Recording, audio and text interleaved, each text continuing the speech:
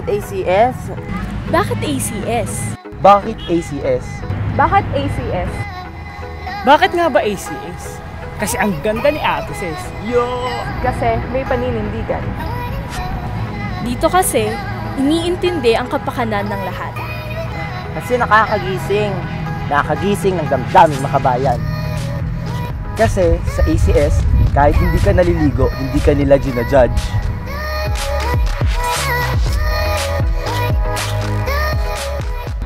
Bakit nga ba ACS? Bakit ACS? Bakit ACS? Bakit nga ba ACS? Ha? Bakit ACS? Bakit hindi? Dahil kami mga iskolar ng bayan na kumikilos kasama ng masang kaestudantehan at ng mamamayan. Dahil sa ACS, binibigyang halaga at pansin ang mga gawaing pangsining. Dahil ang ACS ay may ipinaglalaban, may paninindigan at may prinsipyong pinanghahawakan. Kasi dito sa ACS, alam kong tanggap ako at alam kong ipagtatanggol ang sangkabaklaan. Kinaya mo.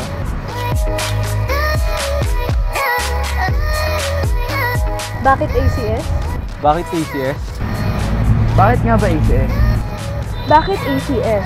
Dahil sa tinagal-tagal ng panahon, ACS lang ang nagpatunay na may lumalaban para sa estudyante at mamamayan.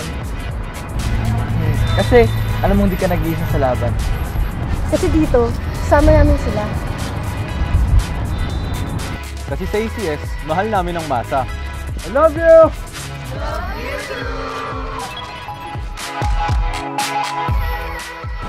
Bakit ACS? Bakit ACS? Kasi parehas kaming in love sa estudyante at mamamayan. Dahil manalo man na matalo yan sa konseho, kitang-kita pa rin ang serbisyo niyan para sa estudyante at mamamayan.